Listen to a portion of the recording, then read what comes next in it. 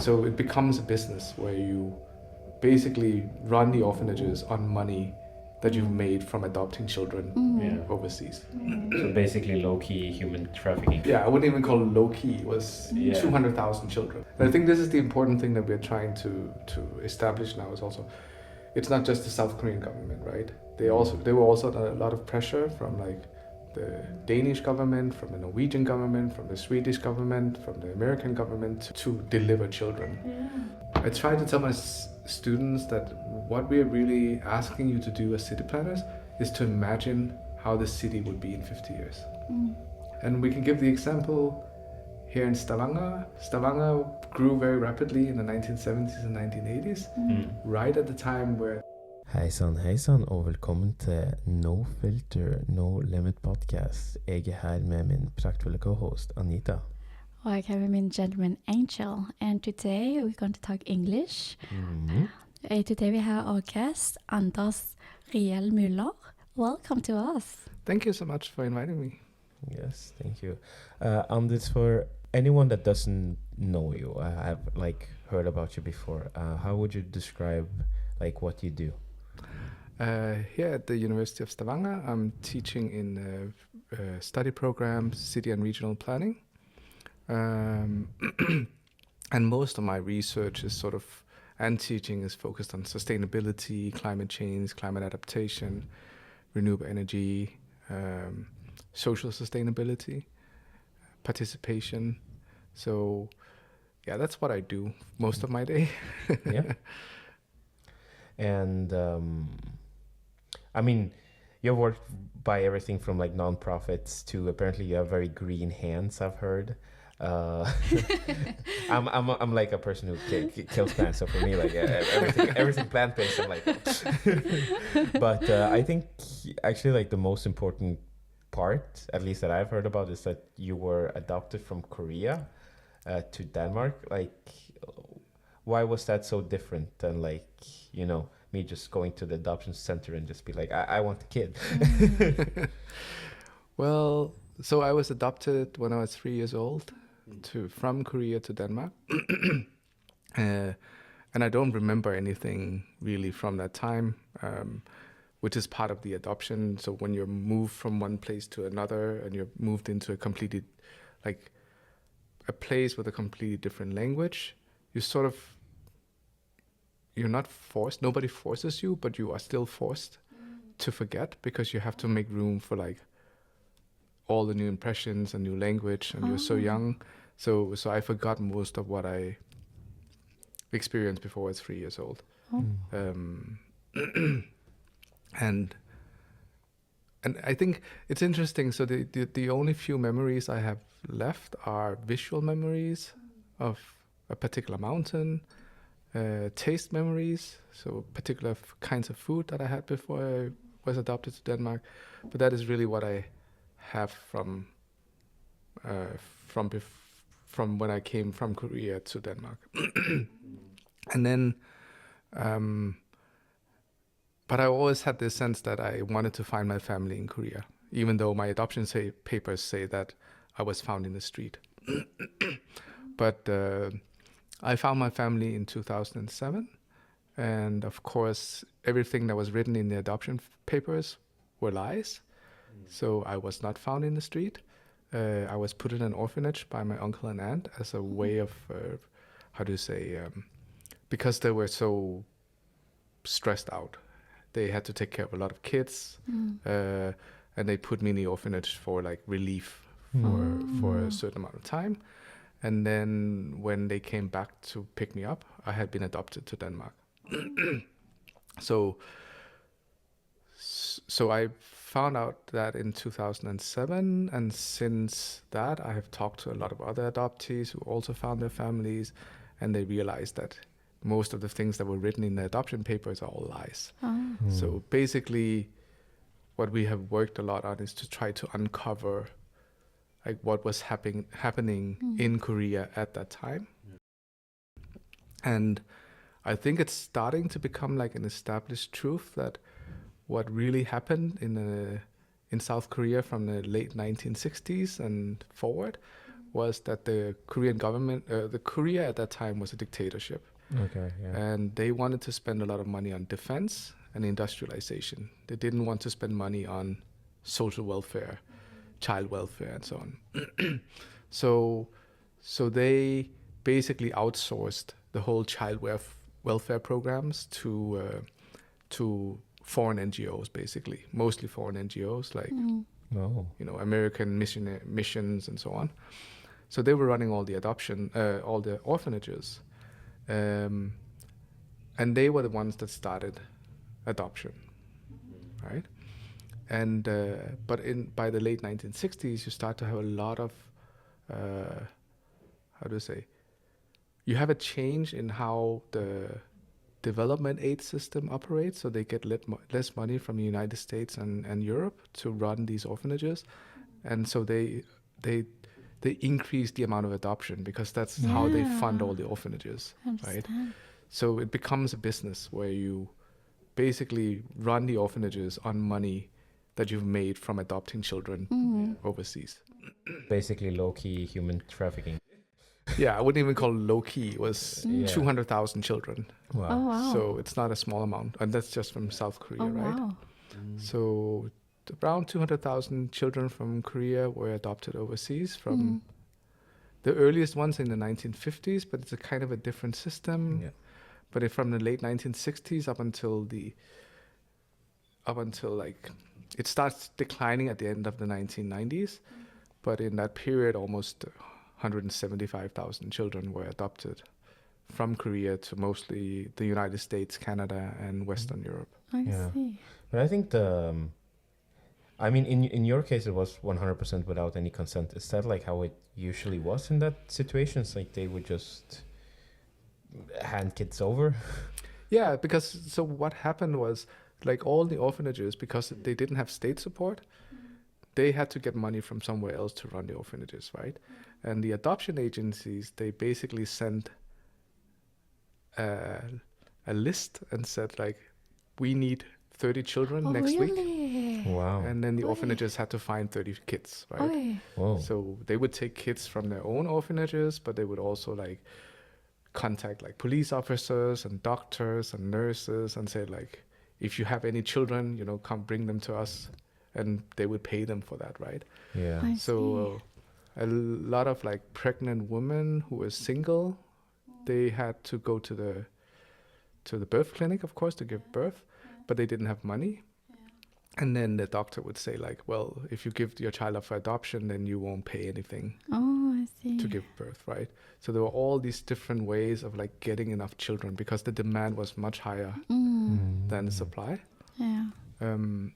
So there was so it's very hard to say how big a percentage of the children were, how do you say, not really orphans, but the most recent investigations, it's a very high amount of their children who were adopted overseas were not orphans. Oh, It's very dehumanizing. yeah. Almost like Yeah. just, hey, let me order something from Amazon, It's, it's horrible.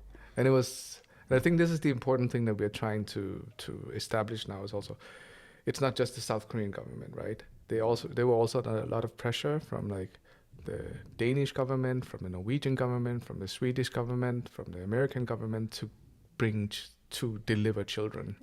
So we have an example of in the 1970s, South Korea actually wants to end adoption, mostly because they feel embarrassed about it, and especially North Korea is using it in the propaganda wars between the two countries to say like, look, you're exporting all these children to the West, like I see. you're not taking care of your citizens. So they actually want to end transnational adoption. Oh, wow. And then Okay. the Swedish, the Danish, and the Norwegian government, at least I know of, they set up meetings with the Korean government to discuss how can we continue. Really? That's shocking. Yeah. That's shocking. Why would the Norwegian and why would all these Scandinavian countries want to adopt a lot of children? Like, I feel like immigration politics is very well, not really taboo, but questioned a little bit Yeah. nowadays. I think this is a very interesting case. So, and I'm working on this with a colleague now. We're trying to like see how the sort of the dictatorial state of South Korea and the welfare states of Norway, Denmark, and Sweden were working together. So you have in the 1960s in Scandinavia, you have like this whole establishment of the welfare state, right? And one of the things in that contract between the people and the state is like, we provide you like healthcare, education, and so on, but we're also providing you with a nuclear family. So it becomes almost like a right in Scandinavia to have children. Like you're all supposed to, like that becomes sort of like the ideal of the Scandinavian nuclear family is like, you know, mom, dad, and 2 kids, right? And at that time you don't have artificial insemination or any of this. So adoption becomes a way for the welfare state to provide children to the parents who can't have children on their own. So it becomes part of the social contract that to be a good productive worker and a good citizen, you have a nuclear family, right? So that's basically how adoption becomes a part of sort of what you can call the services that the welfare state provides to its citizens. And so does that make sense, what I'm trying to say? Yes, absolutely. So, and then what you said about immigration, of course, is very interesting because especially in the 1970s, you start to have the first large waves of immigration into Scandinavia as well. And they are first welcomed as workers, but then, you know, very quickly people start to become skeptical of immigration, but not adoptees. And what many scholars have argued is that that's not because of the color of the skin of the adoptees, but because they're raised in white Scandinavian families. So they're not a threat. Oh, I see. I understand. They become assimilated into Nordic culture, right? Yes. So we sort of become the good immigrants, right? Yeah. Because we are raised in Scandinavian families, we act Scandinavian, you know. So we become sort of like the example of the good immigrant versus like the bad immigrants that come to steal our jobs and so on. I see. How did because we went all the way back to the whole situation, and I think it's horrible, but as a young man, like how did this affect you? Or did it even? Yes, of course. It's always been a question. How did I end up in this place, right? So I think it's always been a question. I think it took a long time before I realized that it was not something, how do you say, that I wasn't alone with these questions, that there are a lot of other adoptees who have the same questions. But I also think I've moved away from that very individualized sort of thinking about my adoption as a personal thing to see it as sort of a systematic thing that says a lot about like racism, that says a lot about the global south versus the global north, because of course everybody in the Nordic countries can imagine adopting a child from Africa or Asia, but imagine the other way around. Like let's say a wealthy South Korean family came to Norway and went to poor parents in Norway and said like, we would like to adopt your child. That would not be thinkable, right? So there is this also unequal relationship, and it's quite interesting because I became interested in sort of like international development before realizing how my own adoption sort of plays into that discussion of like what happened after the end of colonial empires, and especially, you know, poorer countries being like resources are being extracted from poorer countries to the wealthier countries. And that's what I sort of compare the adoption of children from poorer countries to wealthy Europe or North America is sort of also a resource extraction, right? You're taking resources out of the country because you can, but you cannot do it the other way around, right? Yeah. So that's sort of like where I've sort of moved towards has been like from this very personal story about adoption to seeing it as part of a longer history and much more structural issues about the global south versus the global north, and who gets to get what they want and who are not able to get what they want, right? Who can make a family, who are not allowed to have a family. Yeah, those kind of things. Yeah, you also told us that you met your parents in 2007. But how did you find them? Like, how did you do the process to find them? Yeah, that's the other thing, interesting thing. So I've been trying to find them since I turned 18. And the first time I contacted the adoption agency in Denmark, and they just gave me a message back saying, you can call this number in Korea. Oh, okay. And this is back in the 1990s. So yeah. I call this number in Korea and nobody speaks English. Oh, okay. So they just hang up after half a minute, right? Yeah. And so I tried there, and then I tried again a few years later, sent an email, an official request. And I got a response back from the adoption agencies that said like, well, we actually know that you were given up, or your parents divorced and you were given up for adoption. So this was completely different than what is said in my adoption papers, because it said I was abandoned, right? So, but then they said, we don't have any more information. And then I tried again some years later, and something has happened in that period, because I sent an official letter to the adoption agency in Korea, and I think within a month, I got a phone call from them and said, we found your family. What? Oh. And we have contacted your father, and he really wants to meet you, and we will send you a letter that he wrote.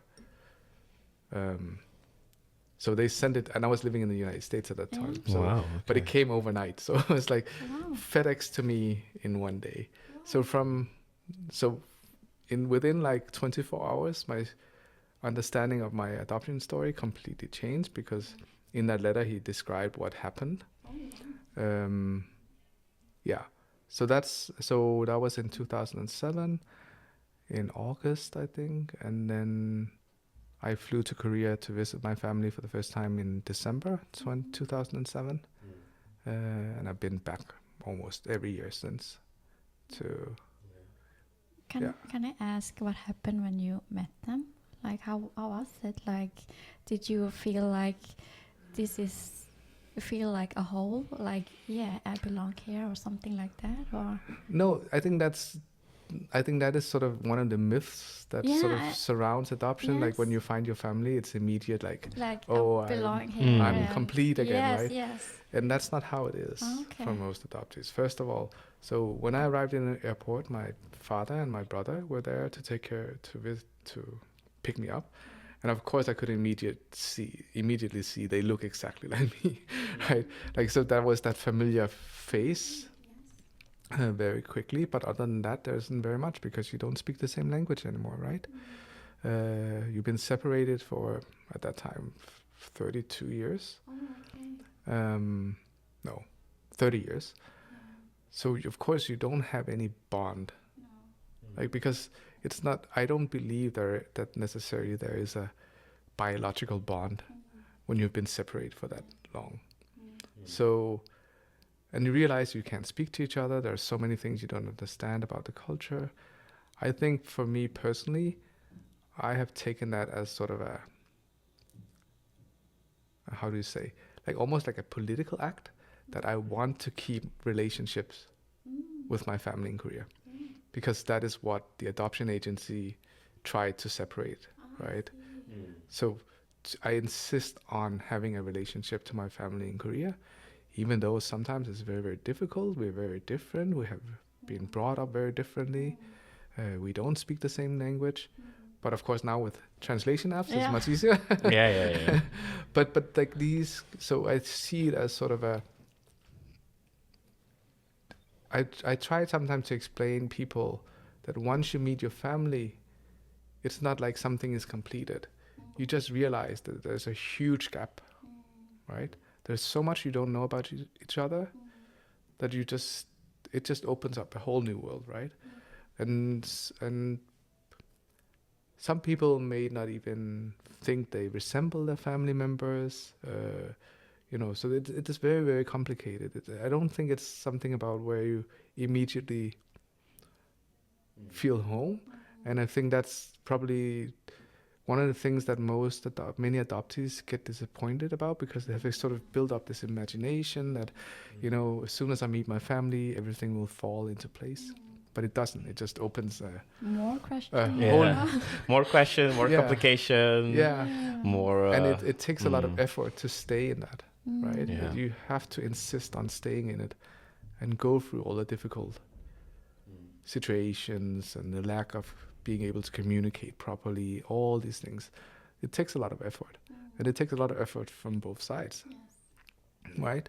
Because your family, your birth family also have to acknowledge that you are not like the other children, for example.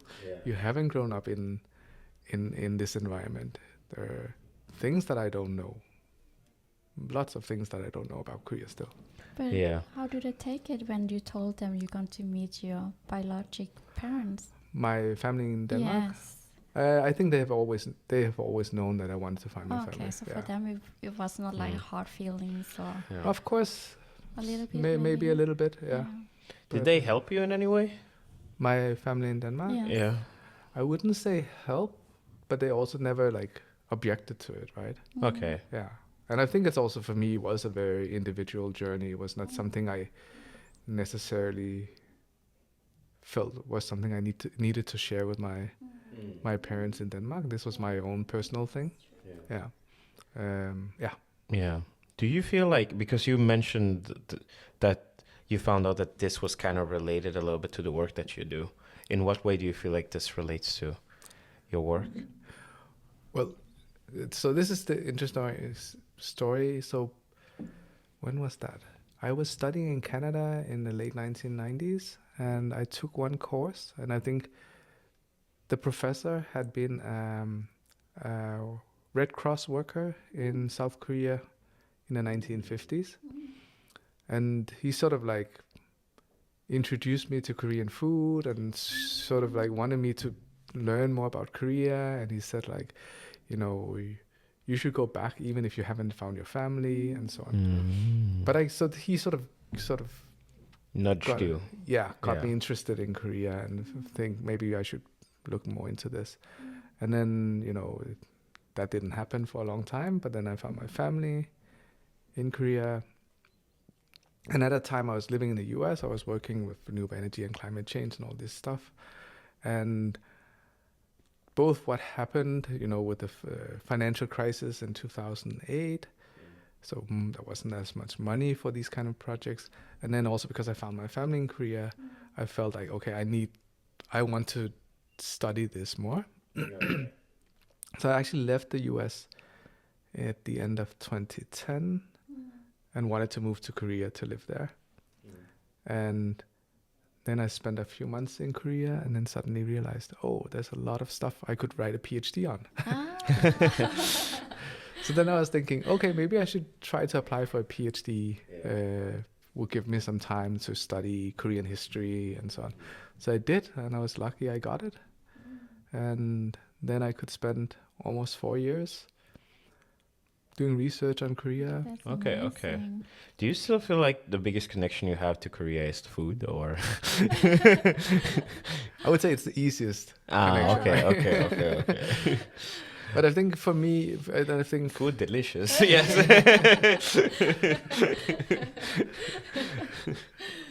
So food, of course, I think it's because food is a multi-sensory experience, right? It's something you taste, it's something you smell, it's something you see. And because I had these very vague food memories from my childhood as well, it becomes a very natural way to sort of engage with Korea. But then, of course, I also realized as I was doing my research that the food that you associate with Korean today didn't exist when I was a child. Yeah, right? okay. Oh, really? So like Korean barbecue was not a thing when I was born. Oh, I thought it was like from old time. No, like, no, no. Oh, really? It should have been. Should have been though. Korean barbecue is delicious. So, Yeah. so that's actually one of the things I did research on, is that Korean barbecue doesn't really become a thing until the late 1980s, early 1990s. A lot of the food that we associate with like Korean food today, like bibimbap and so on, they are traditional Korean foods, but they are not necessarily. Those are the ones that have been promoted by the Korean government. So the whole story about bibimbap, which is an old dish, right? But in 1988, during the Olympic Games in Korea, the Korean government was very worried that it would be all these Western tourists coming to Korea, and they wouldn't like the food because it's very fermented, it's very spicy, like all these things. So they're very worried about like what should we serve. What kind of Korean food should we serve to all these Western tourists coming? And they basically pick bibimbap because it's not too spicy. No, it's for children to eat as Yeah, well. exactly. It's Well, when you put it like that, you're like, yeah, the kids there over in the Yeah. US, they would like this. To be honest, it's like and also I don't even know what Korean bab is. Sorry, I'm like. so it's Try to it's basically a bowl of rice with a lot Mhm. of different like pickled vegetables and fresh vegetables, sautéed vegetables on top, right? So it's like Korean pytipana. Yeah. Okay. Mix of whatever you have. yeah. Okay. And if you know Korean food, like traditional Korean food is a lot of tiny little side dishes and a bowl of rice and a bowl of soup. And they were very afraid that the Westerners would not be able to eat it, right? First of all, you have to use chopsticks to eat it, and you have to share. So in the 1980s, coming from Europe, you would be like, oh my God. Yeah. Oh my God, I have to share. Yeah, you have to What? Too many dishes. eat out the same plate as somebody else, right? Yeah. So they decide that bibimbap should be the national dish for the Olympics in 1988, because you can eat it with a spoon, you sit with your own bowl, Yeah. Okay. all these things. Understand. But bibimbap before that was not it was not like for people in Korea. It's like pytipana. It's something you eat when you Okay. whatever leftovers I have in the fridge, I can put on yeah, top. let me just do it. Yeah. Yeah. I understand. So that was not what people would consider like a traditional Korean dish. So it becomes part of like this whole government. Yeah. Movement. Yeah. Yeah, I understand. Yeah. I understand. Yeah. You have worked closely with agriculture Mm-hmm. for a really. I think I read that when you lived in Denmark, you even like worked with agriculture to try to preserve like some species that were. Have you ever tried growing anything in Norway? That's my question. No, I live in an apartment, so the only okay. things I grow are in like the window, yes, like herbs, right? But do you have a balcony? No, we don't have a balcony either. Yeah. So What do you think is like the most interesting work you've done, at least like within agriculture and? I've done a lot of work with food and agriculture. So I have spent maybe 15 years studying Korean food and agriculture, Okay. which has been amazing because I also have been able to travel around a lot of places in Korea that tourists don't go to, like small villages, where I, of course, get the best food, Wow. right? Okay. Because it's all locally grown. It's like very, very regional food, something you can get in Seoul. So I worked a lot in Korea. I've also, as you mentioned, I got some EU funds back 20 years ago to start like we call it an organic farm. It wasn't certified organic, but we grew organically. But basically it was an old plant nursery on the outskirts of a town. So we had a greenhouse and a little bit of land, and it was sort of like what we call a social project. So it was basically to work with immigrants or refugees that were unemployed, to sort of like saying, well, we have this assumption that like immigrants and refugees, they come from big cities. Yeah. But most of them actually don't. many of them come from rural areas and so on, and we knew they were growing a lot of food in their own gardens and so on. So we're basically saying, okay, how can we bring this into, like, also show that immigrants and refugees have a lot of knowledge that is actually useful for us. Yeah. So we combined that with like preserving old plant varieties from Denmark. So we work with something called seed savers. So this is a network of volunteers who grow like old types of carrots or potatoes or beans, and then they save the seeds and then they exchange them, right? So these are seeds that otherwise would be forgotten. Oh, I understand. Yeah. Okay. So we took that in, and then we asked all the participants in the farm to bring seeds from their home country. Okay. And not necessarily legally, but we asked them to bring some seeds from home, because you're not legally allowed. Now you're making it sound like you're trying to to get like Kobe. You know, it's like, yeah, we gotta extract some. And we had a lot of people from the former Yugoslavia who came to this town as refugees. So they brought a lot of like seeds they had brought from. So when they fled Yugoslavia, or the former Yugoslavia, they brought seeds with them. Yes. And they have kept them because like they have different kinds of paprika, different varieties of tomatoes, like all these different things. And I just asked them, bring them to the farm and we'll try to see if we can grow them here. Yeah. That's amazing. Yeah, I think it was a great project because it also, like a lot of these refugees and migrants that, you know, when they come to Denmark, for example, they're told you don't have any skills that are useful for our country, right? So, so you can become a cleaner or you can become... But a lot of these people actually had a lot of knowledge and skills about growing food because they came from, they were farmers or so on. And then we did like a farmer's market, did a town center, showed like all the vegetables that they grew and so on. Can you do something like here in Stavanger? I think I would love to see something like that. Oh, well, we're trying to create a network now for urban agriculture. Yeah, it's just going to be the 9th of your now existing 8 projects. Just add it on. Just we want to see something awesome, so please keep working. There are good examples, and so there was in Pillasgata before, there was a Mexican taco shop. Do you remember? Have you heard about it? No. Well, it was a woman from Mexico who came to Stavanger to work, I think. Yeah. And she, first of all, she really missed like Mexican tacos because not the things that we buy in the supermarket here. But then she also like, she missed like salsa verde. Do you know that? Like green salsa. It's a spicy one? Or? It can be spicy. It can also be sour. Yeah. It can be a little bit of everything. But it's made with... it's not exactly a tomato, but it's called a tomatillo. Yeah, and coriander, isn't it? No? Yeah. But so you couldn't get tomatillo in Norway. But she convinced an old greenhouse farmer in, I can't remember, one of the islands here, to start growing them so she could make her own tomatillo. Yeah. And we have other examples. There's a Portuguese, I think she's originally from Portugal. She's a researcher south of Stavanger. And they have like these greenhouse research facilities. And now she's trying to grow avocado in Norway.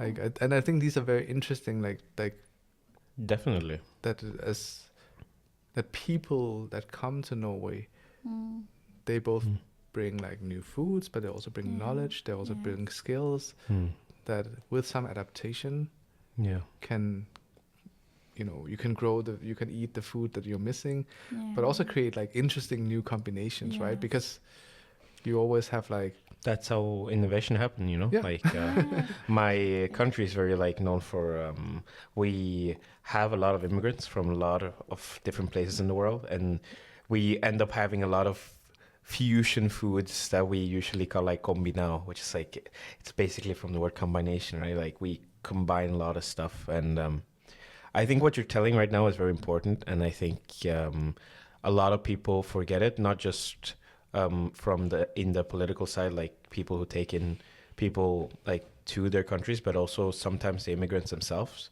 And it's my mantra from one of my favorite shows, but be curious, not judgmental, you know. So there is always something you can learn from another person sitting across from the table. So for anyone listening, always like take the time to just try to truly figure out the person instead of just jumping into judgment.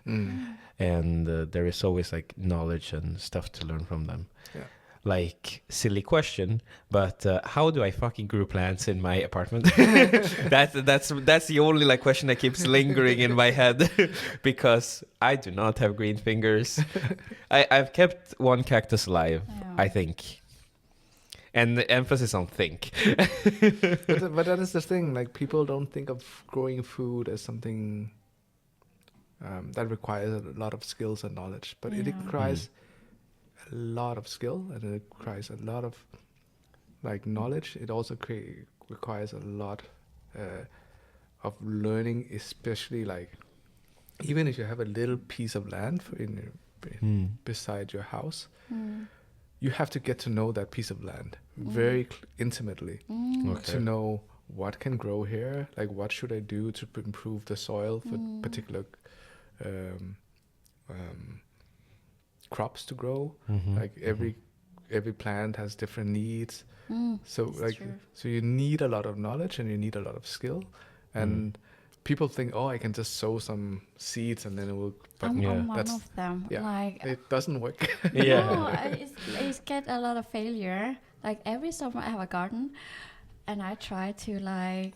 In the beginning, I was like, I'm gonna have tomatoes, like squash, and potatoes as well.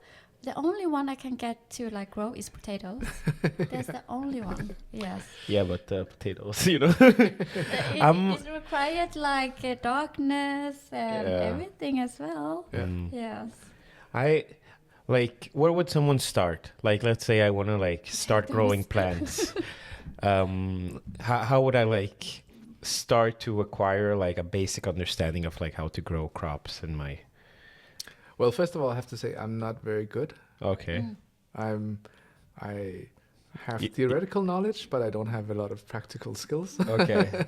So let's hypothetically speak. I think you had to buy. I bought some from plantation. It's a liquid with what I call næring. Like vitamins. Yes. I put it all over the Jetzel. Yeah. But you can also give it too much, right? So I think I gave it too much. So you have to you just have to try out, I think. Read So up, like what, if you want to grow a carrot, what kind of soil does it need? How do you take care of it? So just experiment. Yes. Experiment, read. Yeah. But it is very practical knowledge because it's so local, right? You cannot, you can move from one garden and then to another garden 100 meters away, and the soil conditions could be completely different. The light conditions can be completely different. So it's really about getting to know your little piece of land very closely and having this almost like very intimate relationship with that piece of land, because you need to know like what does it need, what does it and then of course then you have individual plants, then you have different needs than the other plant. So the potatoes might grow well, and they might grow well one season, but the next season it could be very bad. Yeah, it's true though. So it also changes every year, right? And I think that's, people tend to not think about all the skills and knowledge it takes to grow food. True. And I think that's, through my research, I've really learned to appreciate how much knowledge and skills that farmers, for example, they possess to be able to grow food continuously. Yeah. I keep thinking you work with like planning cities, right? At least like here in the University of Stavanger. Like, where do you feel like agriculture fits within like, you know, the new idea of the smart cities and like where we're moving to in society? I think there's a place for urban agriculture. I don't think it's going to be a major source of food, but it might be able to connect people to food in new ways, right? And I have seen all like these how do you say, sci-fi images of like vertical farms and so on. Nobody has ever been able to make it a really big yet, and I think it's because first of all you need a lot of energy, you need a lot of again unique growing skills, so like it's not something you just can engineer. You have to actually know how to grow plants. Of course, land in cities or buildings, they're more expensive than farmland, but I still think like we should try to grow more food in cities, first of all, because I think it's good for people to be connected to their food. It's, for many people, it's very relaxing to be like taking, it's also like a caring thing. Like you have to take care of your plants. You have to, it tastes better when you have taken care of it yourself. So you can create this connection and maybe get people to value what farmers actually do every day. It's not just buying like cheap vegetables in the supermarket, but actually think about, oh, maybe I should buy it from, you know, this farmer because he's really good at taking care of the land and so on, right? So those are the things I think could be interesting from an urban perspective. I'm a little bit more uncertain about like growing massive amounts of food in the city, but it has a place. And for kids especially, we know very clearly that children who have been growing food and eating it afterwards, they tend to not be as picky because they've grown it themselves. They have a relationship to the food. It's not just something that's put on the plate. They have helped grow the carrot, pick the carrot, and so on. I never did that. I just didn't get picky by them forcing me to eat the food or serve it to me the next day. But do you feel like you have to distinguish those two different aspects of yourself, like when you work with your lecturer, like, because like I would say I've never been to a city planning class, so I don't even know what you guys do there, other than that like I've seen some 3D renderings from some of the class. So that's like all the knowledge I possess. But like, what do you guys do in city planning? That's a good question. Nothing, just drink coffee. You know? I'm trying to explain to the students, so what you do in city planning, of course, there's all the regulations, the laws, the zoning, like what can be built where should this road go, how big should it be? Like there's all like this very technical stuff. Yeah. And then there's also the more like social sciences that I'm more part of, that is on politics, strategy. I'm very particularly interested in what happens, like where do people meet? Where do people engage with each other, right? Like how do we create spaces in the city where you bump into people you would otherwise never have met before? You talk to them, you engage with them, because I think there's this, like, I try to tell my students that what we are really asking you to do as city planners is to imagine how the city would be in 50 years. Because city planning has a very, very long time horizon, right?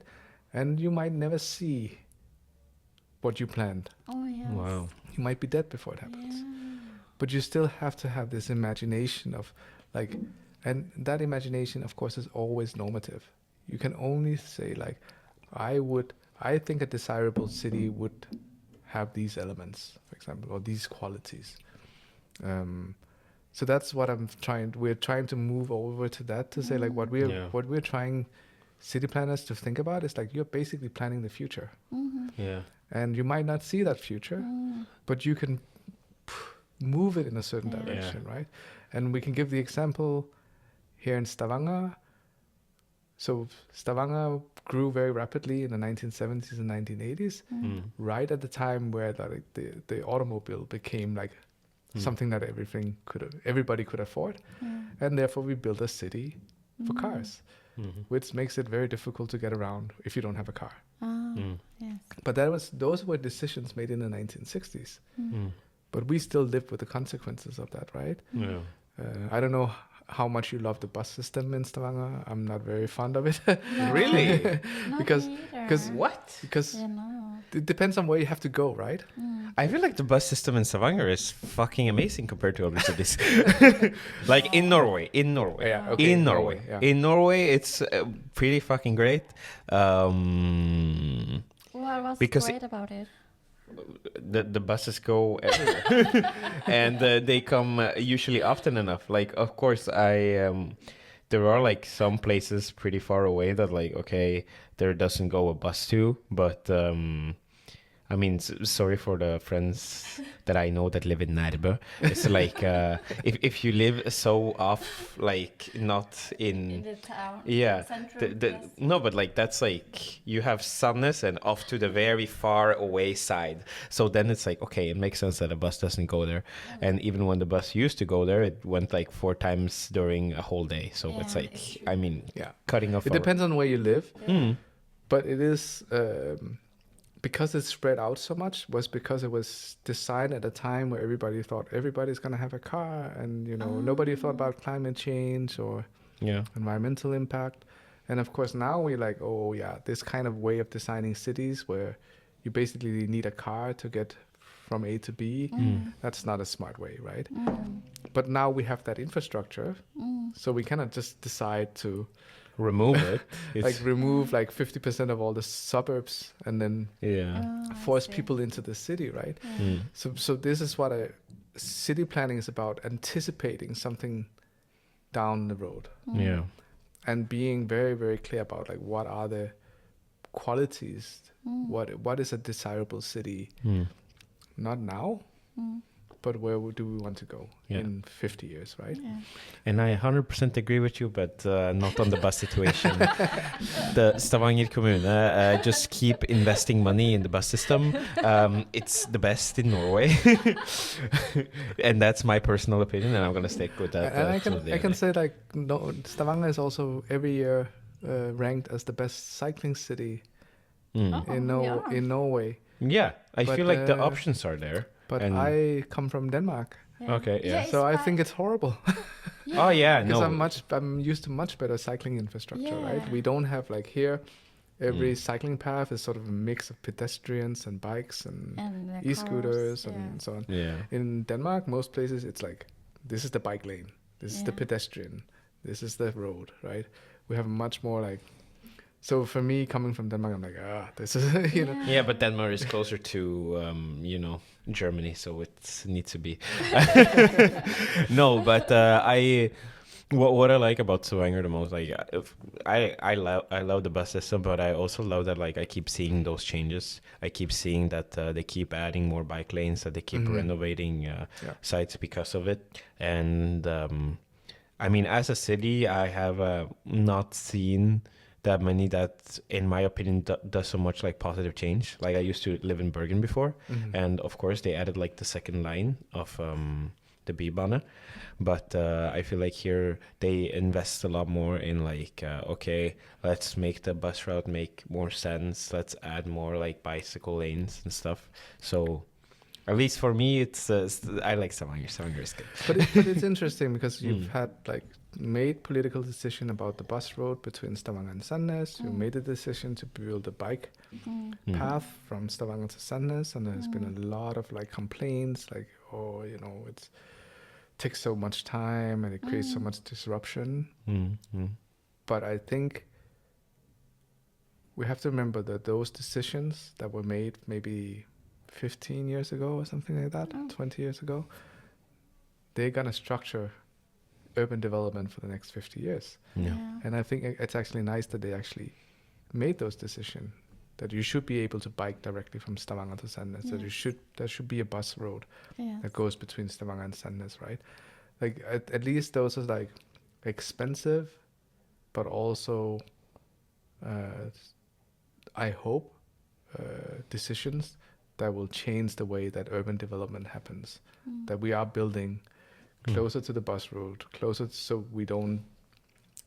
And this is the other problem in Norway, right? Norway has only 3% of the land in Norway is arable. That means that you can grow food on them or use them for agriculture. every time we're building a new suburb, we're taking away agricultural land, right? Mm. So every time you see a suburb on flat land, that used to be agricultural land. So with a country with so limited farmland, you cannot keep building on farmland. Because once you've built Yes.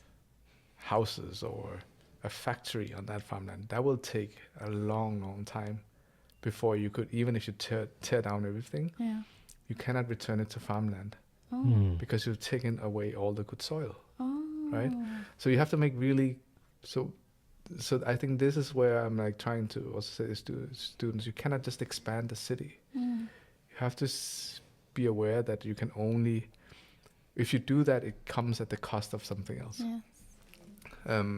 So that's what we're trying to sort of now thinking more about, like how can we get students to think about this as a sort of a study of the future.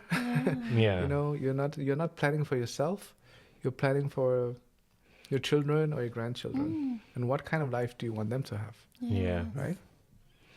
I don't remember what that was called. I feel like I need to look into my notes. But it's like the idea of like planning food system and like energy. I think it was the imperialism, something like that. No? No, or the imperialization, something like that. Oh yeah, we have a project. Do you think about the project? Yeah, I'm thinking about the project. I don't remember the name. Oh, we have a project called Ghosts of Empire in the North Sea. If that what you Yeah, think yeah. of, yeah. That's a little bit. It's also about planning. It's more about like what happened. Like, yeah, it's a little bit complicated to explain very briefly, but basically what we're arguing is that, you know, the North Sea is surrounded by old empires, right? The British Empire, the Dutch Empire, the French Empire, the German Empire, Belgian Empire, Danish Norwegian Empire. And we have this tendency to think of like, well, all of that ended after World War II with decolonization and like, you know, many of the old colonies in the global south, they fought for their independence, they won their independence, and then that was the end of empire and colonialism. And what we're trying to argue is that no, maybe the formal colonial empires ended, but the way you think, the way you do things continued. Yeah. So it's like to say like, it doesn't mean because the empires collapsed that the way of thinking, the way of seeing the world, the way of doing things have disappeared. And so one of the projects I'm working on is to look at the green transition, like renewable energy, mining, and all these things that are needed for the green transition, and how like, how to say, colonial logics are sort of in that, like the way that we talk about it, right? Like so what can I give an example? So my colleague has done a lot of work in the Swedish Sapmi, so the Sami lands in northern Sweden. Yeah. And, you know, looked at like now there has been mining for centuries up there, which was the Swedish government, king, colonizing Sapmi lands, building mines, inviting people to come up and work in those mines, destroying Sami ways of life and so on. But all with this kind of promise of like, to poor people in Sweden, like go to the north and become part of the, like here you can make money, here you can create a better life for yourself, but at the expense of Sami people. And you could say sort of like, that's what we see again, right? Like, so we have a lot of discussions especially in this region about like data centers, mining, but at what Cost. At what cost does it come? And why do we still have this idea of like, we need to extract as much as possible from the land? From the land. Yeah. And it's not really even like a dollar cost, but then like, you know, what are you sacrificing in expense for that? You know? Yes. So there is a big mining project down south of, close to Egersund. And there you have like the big mining company, which is a international mining company with investors, especially from the United States. And they want to build the largest open pit mine in Europe. Oh. And I don't know if you know what an open pit mine is, but that's basically where you start digging a hole and make the hole bigger and bigger. Yeah, and basically bigger. like those big craters Yeah. where you. Yeah. Okay. I'm with you. And the farmers are like, no, you're gonna destroy our farmland, Yes. right? And then you can say, well, you know, you can have a mine for 50 years, but you have also destroyed farmland that could have lasted for thousands of years. Yes. Yeah. So there's always these like things you have to. Why is one type of economic activity more important than others? Like, I'm not saying like we shouldn't do it, but I think we have to think about like how we keep thinking in these very, very Yeah. And what do you extractive sacrifice? ways. Yeah. Yeah, what do you sacrifice in that, right? Or like, how to say, the biggest threat to nature in Norway is hytteudbygning. So like building cabins in the mountains. Cabins. Yeah. It's every year. It's Yeah. like this 50,000 cabins. Let's go. Like how much nature are we willing to destroy for the... Yeah. But it's And usually they build a cabin because they want to observe the beautiful nature. Yes, So it's funny. kind of contradictory in Yeah, that yeah. way. And I actually really like the way you're presenting it because like the Norwegian mindset, at least like in most areas, I feel like they say that they care to think a lot about the long term and not just about the short term. And that, I mean, for example, with the oil fund and everything, like the whole idea behind it was like, okay, we're going to extract this resource, but let's make it everlasting. Let's try to make it so like we don't have to worry about this kind of stuff again. So then if we are going to extract resources for the short term, then we better have a good plan for the future, you know? Yeah, I think that's the discussion you should have all the time. It's like, does this have what is the long-term impact of what we're doing? Are we actually winning something or are we destroying something, right? Like, because you can think very short-term all the time about like, oh, we can build a new mine here, or we can do deep sea mining in the North Atlantic, but the things that we're destroying might never come back, right? Like the ecosystems at the bottom of the sea, the forest. Like there was a really interesting. I saw an article about myr, so like the sort of swampy marshlands. Okay, she connected the dots. I'm still like processing because here. I used to go outside in the wooden. Yeah, I know what you mean. In the wood. Gjørme. Litt vet sånn gjørme, så kan du synke litt ned. Yeah, it's like a marsh. Yeah. Okay. Yeah. People that have been in the wooden know. Yeah. You get It's just okay. You need to also understand. Anita always comes here like with a suit jacket and heels and like, oh my god, I always have my makeup on. And now she's telling me, yeah, that thing in the woods, because I love going to the. Never seen her in a ponytail in my entire life. I'm going to tell a fun fact. My dad is from a small place called Etne. Yeah. So Okay. it's in the out in the what do you call ute på landet. Yeah. Yes. So On the that's countryside, why. yeah. Yeah, On the countryside. countryside, yeah. So I'm a little bit country girl. Yeah. Can't imagine But that, so this we have this type of how do you call it like ecosystem is one of the how to say it stores so much carbon, right? So when you destroy it, you release all the carbon. Oh. So now they have started projects on like restoring these marshlands. Okay. Oh. But the scientists all say that would probably take 200 to 1,000 years. So things we destroyed maybe in a day will take 200 to 1,000 years to restore. Wow. And I think this is something we have to think about, like what is the short-term gain versus what is the long-term impact? And I think this is again where the future comes in, right? Like we have to always think we're not. And I think this is the interesting thing about sustainability that I think a lot of people often forget. But sustainable development says that we shouldn't compromise the lives of future generations. So what we do today cannot compromise the well-being of future generations. Yeah. And that's something I think we really have to get back, is to say like, yes, we might get a nice cabin for the next 20 years, but you have also destroyed 1,000-year-old ecosystem. Yeah. Like, what is worth more, right? As not as in money, but as a value for us, for humans, for nature, for society. But do you believe the problem or the issue is because the communication, because some land building doesn't have the knowledge about this?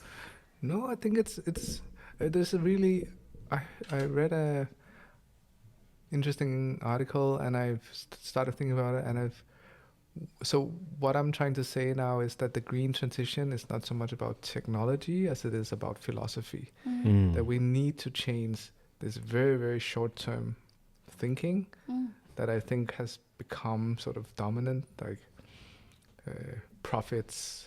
I see. Profit, yeah. And we think we can fix everything with new technologies. But I think what we are seeing now with climate change and biodiversity loss and all of these things, it's not, you cannot solve it with technology, because it's actually a problem of how we ended up looking at the world, like how we relate to the world. So it's a philosophical question. Why is it that some indigenous people have been able to live in how to say, not in balance, but with nature for thousands of years? And we, in 200 years, have pretty much destroyed the entire planet. That is not a technology problem. It's a problem of... It's a people problem. It's a philosophy problem. We have the wrong philosophies. We have the wrong view on the world. And that's what I'm trying to think about more. Like, where can we actually get inspiration? Where there are many examples of people in the world who have lived more sustainably than we do now. And we have to look at like what, not only how are they organized, but also how do they think about the world? How do they think about plants? How do they think about animals, right? Yeah. I guess it's like... And that's why I like all animals and all plants and all colors. I want to save everybody. I keep thinking about, I don't know why I'm picturing in my head someone like firing a match and like accidentally starting a fire and then be like, let me just try to stop the fire with the matchbook, and that's probably gonna solve the thing, you know? That I had the knowledge to like... Yeah, it's like, you know, I created this problem with this thing.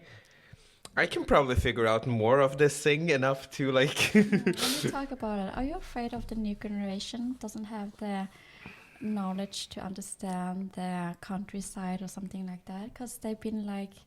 In this new generation, they're used to technologic things, and they will not like, they're used to like everything go fast and they don't think about growing vegetable and stuff like that. Yeah, I mean, everything is moving to shorter clips, shorter attention span, shorter. But I think that also creates a counter reaction, right? Like you have a lot of young people now who like, they want to have like, you know, old vinyl LPs, like more analog things. I just read in the newspaper now that they have never sold as many like analog cameras as they do right now. Like people don't want to have like this always fast-paced, instant gratification where you can see everything at the same time. I'm actually more worried about my generation.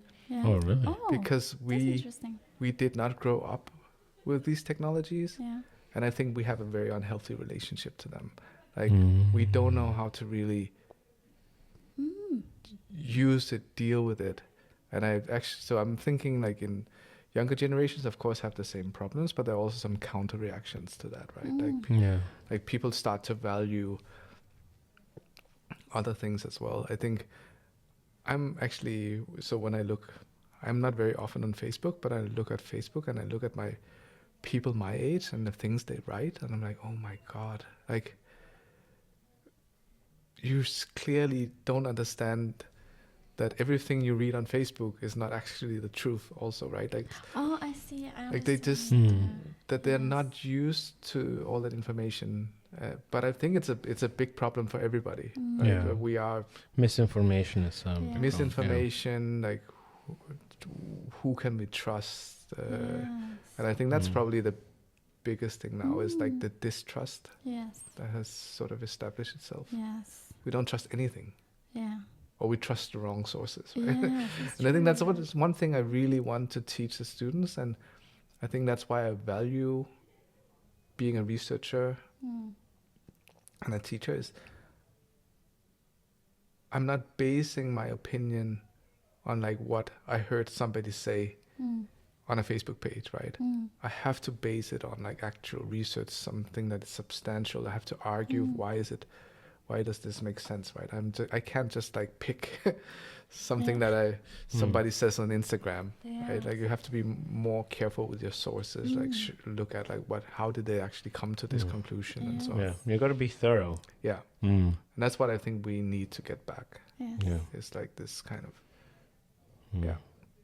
Keep thinking about like the Korean food and the agriculture there and how you really like. I mean, it sounds like you're pretty fond of it and the time that you spent there. So your research, did you almost like had to like switch a belief that you previously had or revise it due to the research? I think the thing that I realized in Korea, probably more than anything else. So Korea, I've always been like interested in organic agriculture and like growing food without too many pesticides and herbicides and so on. Mm. I think the thing in Korea that really impressed me was attempts at organizing food and agriculture very differently. So I have followed a very large cooperative in Korea for 15 years. So when I say cooperative, you can think of like in Norway, Tine. It's a cooperative, but it's farmer owned. Yeah. In Korea, you have a very large cooperative called Hansalim, which means we are one. Oh, okay. Wow. So it comes out of like this sort of like this, like both indigenous Korean philosophy, but also like ecological thinking and so on, where you have 500,000 household members, so almost 10% of the entire population in Korea, consumers, are members of this cooperative. Oh wow. Wow. And then you have 4,000 farmers who are also members of this cooperative. And the whole contract that they have is the consumers buy from the farmers to protect the rural areas. Oh. So it's not about like delivering food to consumers. It's that the consumers are part of this cooperative because they want to protect life in rural areas. I love that. I understand. So they meet every year and they like how much kimchi cabbage should we grow? Oh, that's What is the great. price? Mm. And then they sit down with everything that they do and they agree on prices, production targets, and it's been running for 40 years now. Wow. Wow, okay. And then they do a lot of exchange. So people like say you live in a city and you like I would really actually like to learn more about farming. They have like these in the villages where they have farms. They have like these community houses, so you can come and stay for a week or a month and help out with farming. Wow, okay. Amazing. And they do land trust. So if an old farmer retires, the cooperative buys the farm, and then they send it out to all the members and say like, now there's a farm. Is anybody interested in farming? Wow. And then even if you don't have money to buy the farm, you can rent it. Oh, sorry. you can rent it from the cooperative and run it for like 10, 15 years, right?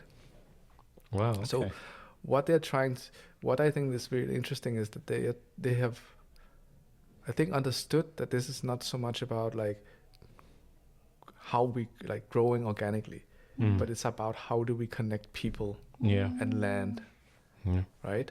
How do we connect people? How do we connect to the land? And that is what they have organized the whole cooperative around. It's like this and the food is very, very good. Yeah. Second part. Yeah. Food's Yeah. very, very, very good. Yeah. I keep Yeah. coming back to the adoption. it's like I read that you sue the South Korea about this adoption, right? We are trying. We're trying. Yeah. So how does the case working out now? Not so well. No, tell me more. There's a about lot it. of. So the whole background for suing is that there was a commission, something called the Truth and Reconciliation Commission, which was actually set up to investigate human rights violation during the dictatorship period and the Japanese colonial period. Yeah. But because a lot of us were adopted during the dictatorial period, we can be part of this Truth and Reconciliation Commission that would investigate whether our human rights were violated. And I'm one of the first 56 cases that were confirmed as a human rights violation. But then the question is, what do you do with that? You just get a letter saying your human rights have been violated. Like, okay. And then the point is that once you have that letter, is that you sue the government. Okay. But the problem with the Truth and Reconciliation Commission's work is it's very, very vague. We don't know exactly what human rights have been violated. It just says like my human rights have been violated.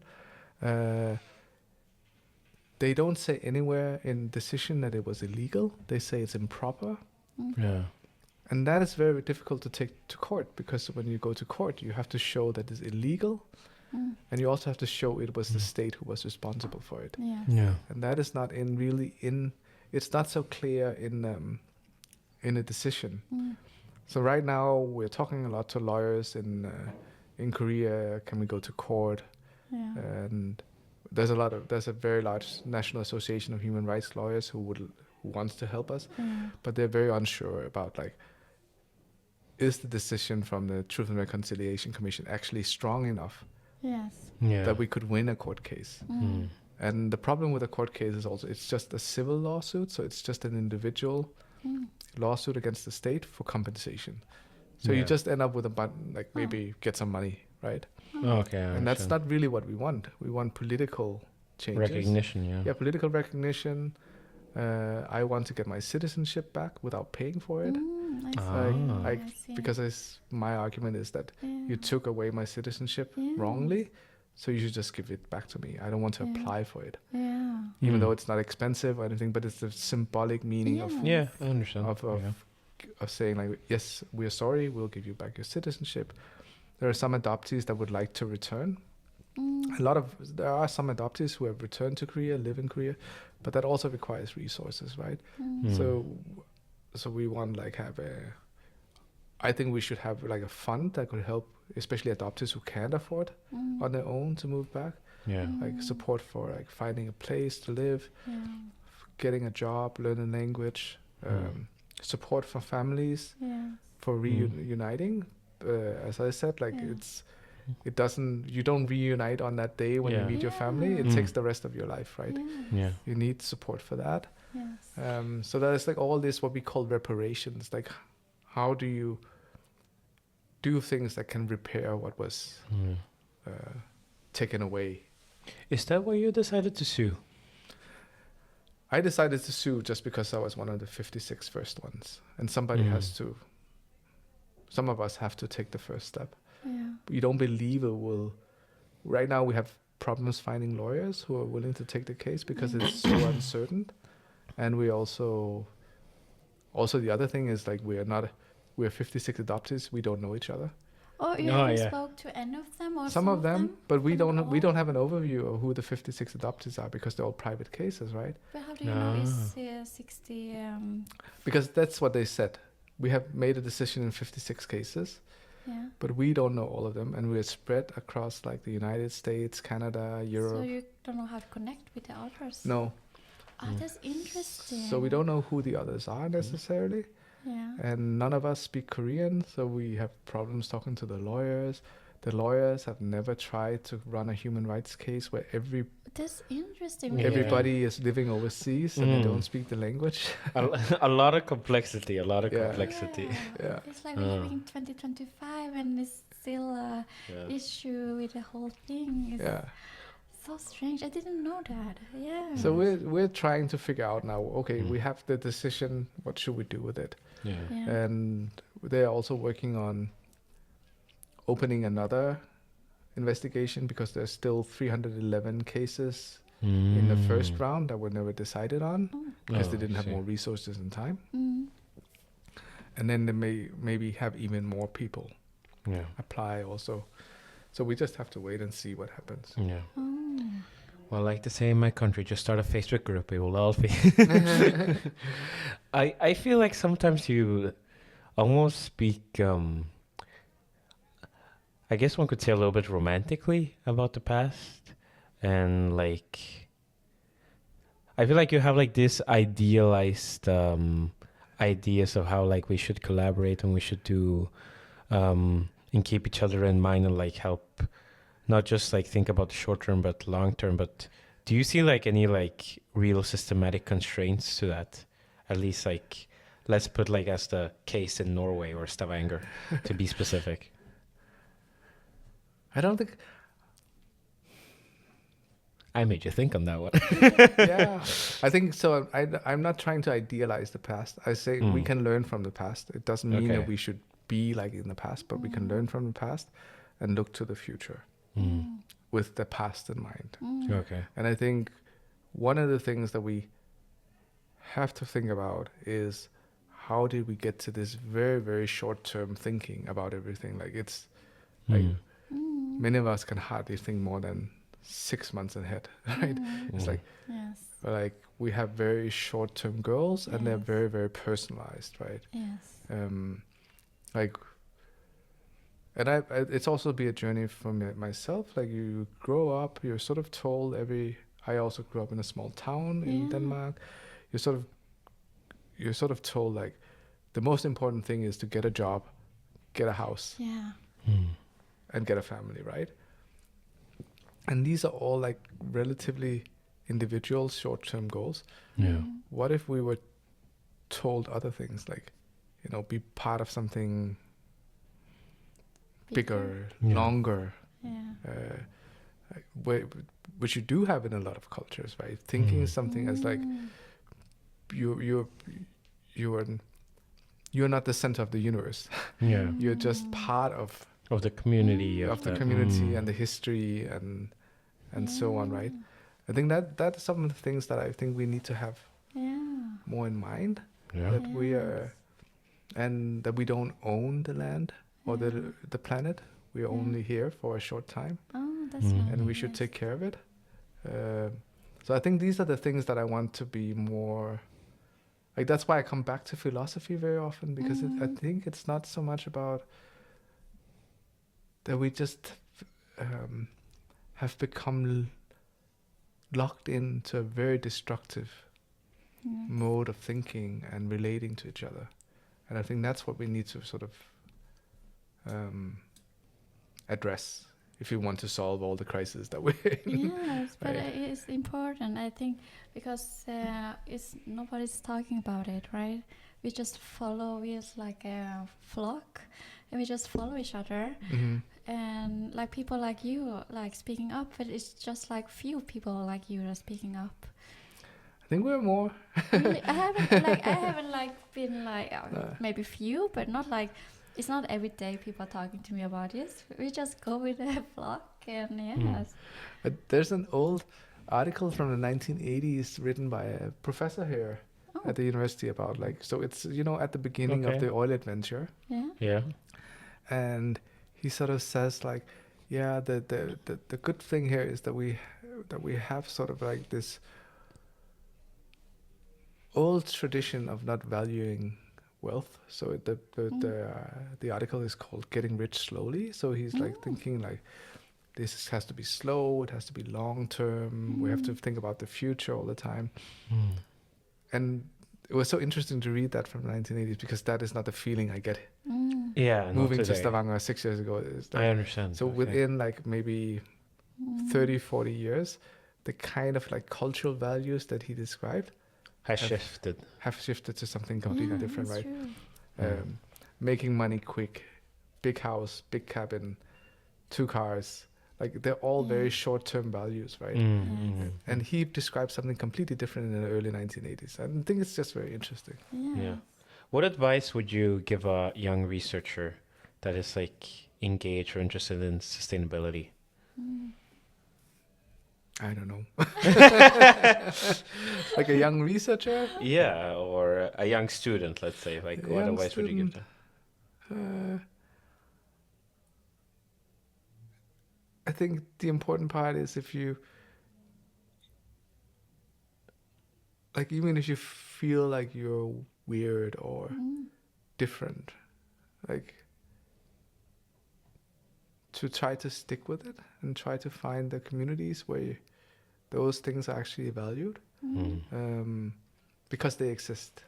There are people in Stavanger who think about, like, I don't need to chase these values of big houses, big cars, trips every weekend to UK for shopping or football games. Like, there are other people who are actually trying. So you have to find those communities, a place where you can feel like that you're not wrong. I love that. And yeah, I think, like, in the end, I think how to say, I don't think I necessarily discarded those values. Like, I also grew up with, like, this is what you should pursue, like a stable job that pays good and get a house and so on. And that's just not how my life ended up. Like, I've been moving around and so on. But I don't think I'm missing anything.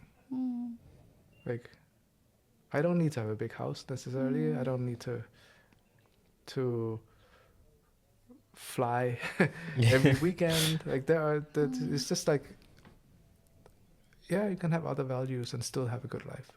Actually, maybe in many ways a better life, Yeah. less stressed. Less stress, yes. Or at least, as I would say, like, more meaningful to you, right? Yeah, like, more meaningful.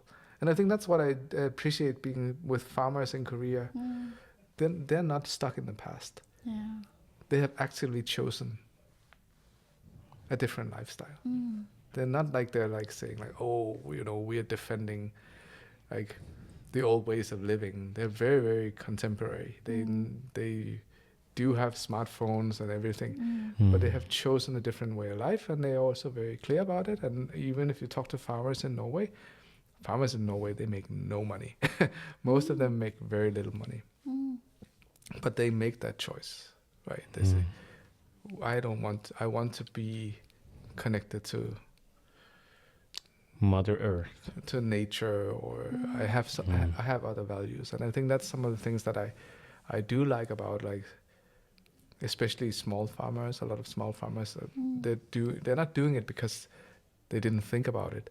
They're doing it exactly because they thought this is the kind of life I think is sustainable and valuable. Yeah. Love that. Thank you for that. Yes. Yes, and unfortunately the time is up for you. I was about to say, but do you have any future projects or anything else that you're working on lately that you would like to share with the audience? Well, I'm working on a project where I'm trying to compare Stavanger and my home region in Korea, which is the largest industrial region in Korea. So you have big shipyards, Hyundai car factories, and so on. And what I want to study is, like, how these, like, very industrialized and very fossil fuel dependent regions, how do they think about the future? What kind of futures do they imagine for themselves when the oil era ends? No, it disappears. Okay. Yeah. Okay. Yeah. And how much of that is fear-based, hope-based? What kinds of hope? Yeah, that's what I'm working on now. And I hopefully will have some more time next year to work on it. Yes. Anders, if anyone wants to read your papers or find you anywhere, like, where can they find you? They can find me on LinkedIn or my profile page on the UIS website. Yes. Yeah. Yes. Beautiful. Anders, thank you for coming. Thank you so much. Thank you so much for inviting me. It was Yes. fun. Welcome. Thank you.